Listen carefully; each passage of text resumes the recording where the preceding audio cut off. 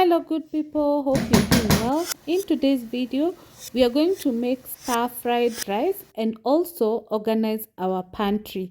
Kindly subscribe as we go along. Time to enjoy the meal. It's not all that. It was not super fresh, but it's okay. So the first thing we are going to do is to make the stir-fried rice, and we are just going to use basic ingredients. These are onions, bell peppers, and tomatoes only. And the other main ingredient is the green peas and the rice. Of course, the first step is to boil the rice, but it will make sure it's not fully cooked so that it does not mash when you're pan frying. And then you fry the other ingredients you may want to add into your rice. Like you can see here, it is very easy to add our rice, and you can also use a fork to ensure that the rice does not mash.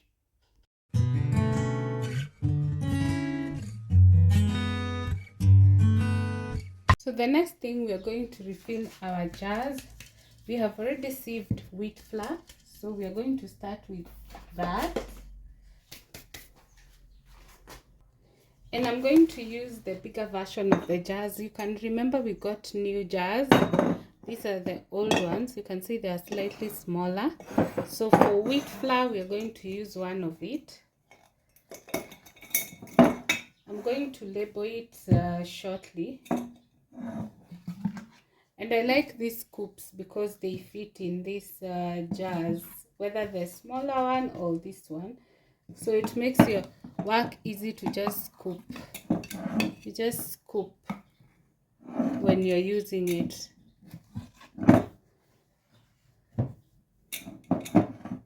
And you see, even refilling, it's making my work very easy. I don't have to have a lot of mess. I already have some mess from the sieving, but the refill is not hectic. So of course, you know, our favorite flour is X all-purpose. Yeah, I don't know why I fell in love with X, but I've tried other brands and this works for me best. And I sieve to ensure even if someone is in a hurry, they will not just use the flour without sieving. I don't say the flour is dirty, but I'm just ensuring that there are no impurities getting into the pot. So we are done with the flour. The next step is to ensure that it has a label so that someone does not use the wrong flour for a different purpose. So this is wheat flour.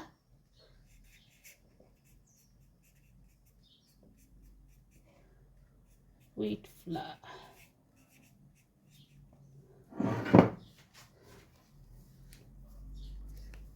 The next one we are going to put today, this is the jar for self-raising. I think I want to put the next one there. So I think I'll proceed to just reduce the mess on the counter and then I start sieving. So we have sieved the mandazi. Since we don't have self-raising, which is specific, which is general, we're just going to use this jar for the mandazi flour.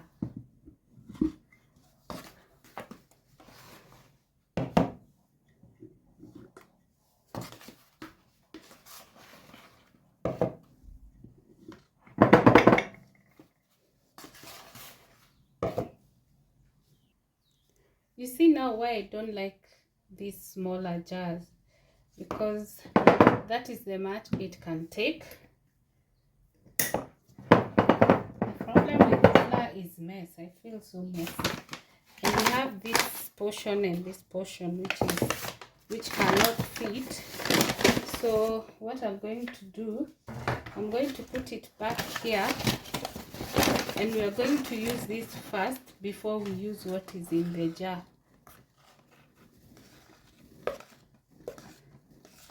Once again, for our mandazi, we are Team X all purpose. So that's just the pressure cooker. Our maize is ready.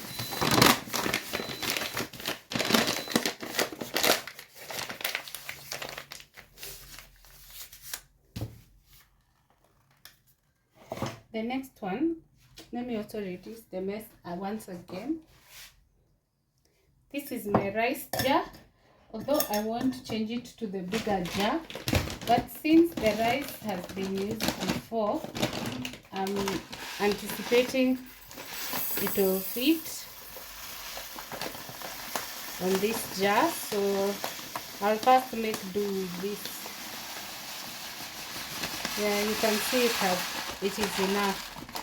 So for the rice, if I cook once, then it means it will be, we can still use this jar basically. Times are hard, so you don't want to waste even a grain.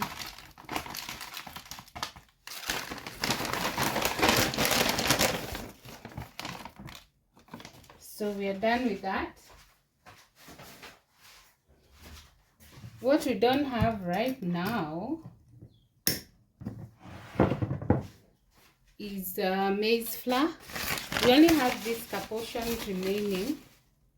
And ensure when you're checking out things, you check the expiry date and you track your consumption. The reason I'm not writing expiry date on these items is because I know within 2 months they will be finished, and their lifespan is more than 2 months. Actually, the jar for maize flour has some flour, so we are not going to use another jar. So this is the empty jar right now, and I didn't want to use it for cereals because this is the quantity that is left, which is for like 1 meal, so I'll not put it. But when we stock up, we will consider putting in the bigger jar because it's the only one which is empty at the moment. So this is where I stock my jars. This is just underneath. Yeah, the space is just flat. So I'll put the empty jar on the side. Then this is supposed to be for oats, but we used it for cereals for now, which tells me we need some more. So I'll just add them in facing the front, because someone might decide to cook for us the wrong thing. I don't want to say we have enjoyed chapati from self-raising and there was wheat, but we have actually eaten. So ensure the labels are very clear for any person using the space. Yeah, I've just added the scoops for ease of use. You wanna know what's beginning of love? You look so high.